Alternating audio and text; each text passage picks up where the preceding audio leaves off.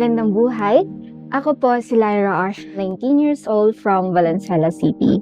Dito po ay meron po kaming advokasya para turuan ang mga kabataan kung paano tamang gamitin ang social media, lalo na sa internet world natin na kung ano-ano ng harms at crimes na nakikita natin.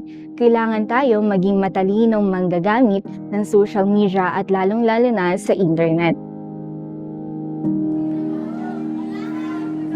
In-invite po ang Division Federation ng SSLG para pumunta po at sumali sa Love Does Not Hurt workshop ng PETA at doon po nakilala ko si Ms. Tain Ramos.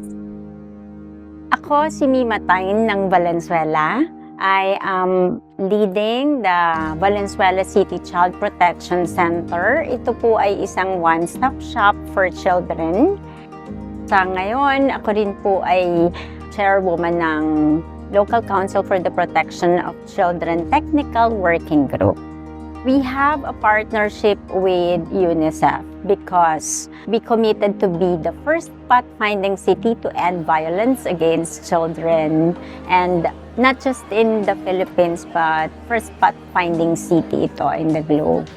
Naniniwala ako na ang bawat bata malaking potential niyan, no? A potential leader.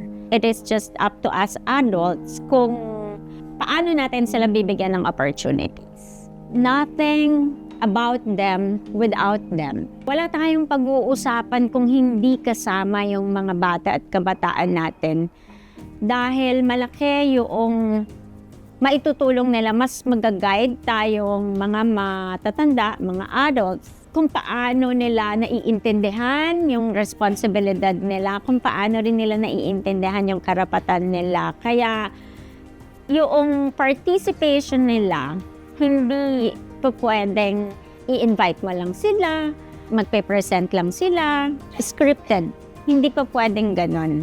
Hindi pa pwedeng scripted ang kanilang participation, but there should be really a meaningful children's participation. So, dahil po sa encouragement na yon at sa willingness ko po talagang sumali, ay pinasa ko po yung pangalan ko at kinuha rin po nila ako bilang child advocate pagdating po sa OSAIC.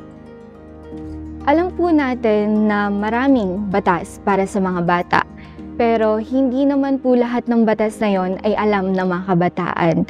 And actually, it's a big privilege na hindi ko lang nalalaman yung mga batas para sa kabataan na yon, kundi isa na rin ako sa mga umuupo at nagbibigay boses para sa iba pang mga kabataan. Hi, my name is Michelle. I am 70 years old and I'm from Cagayan de Oro City. Si Misha, bago naging parte ng BCPC, ay isang Supreme People Government President sa Pugman Elementary School. And I do like symposiums po, like kagaya po ng pag-dengue awareness month. Nagsi-symposium po ako sa school namin and nagbibigay po kami ng flyers and awareness about dengue. Kami na po talaga yung kinakontak ng CCPC, kagaya po sa mga trainings and leadership trainings po talaga like World Vision, PYDN, and UNICEF po. Kasi kami na po bahala mag-disseminate per barangay po natin.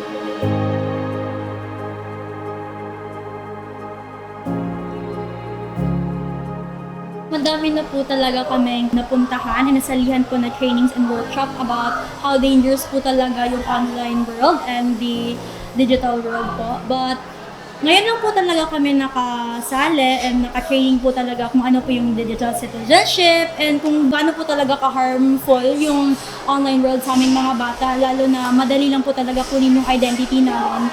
As I entered po, nalaman ko po talaga the importance po of the digital footprints and kung gaano po talaga kadali kunin yung identity mo as a person and kaano ka-dangerous po ito and to you, some people are gonna use it against you po.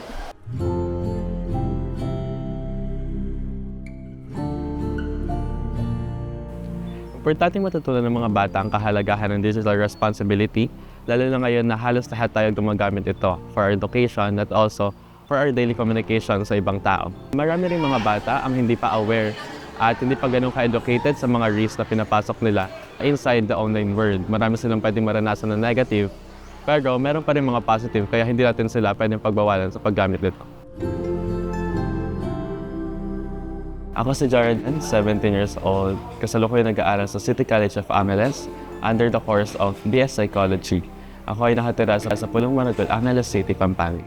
In-invite ako doon para mag-vote kung sino ba yung magiging LCQC Child Representative. Pero ako na pala yung papatayuin nila doon para magsabi ng mga advocacies.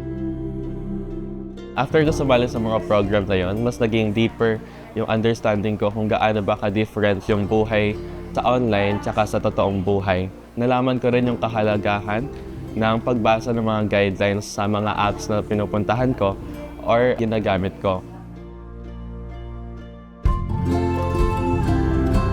Mahalaga na papakinggan ang boses ng mga kabataan dahil sila ang nakakaranas ng mga isyong ito. Sila ay mayroong power to raise their voices kapag alam nila na hindi tama yung mga nangyayari. Kaya dapat pakinggan natin sila upang sila rin ay makatulong kung ano ba yung mga serbisyo at mga programa na kailangan pang i-improve para sa kanila.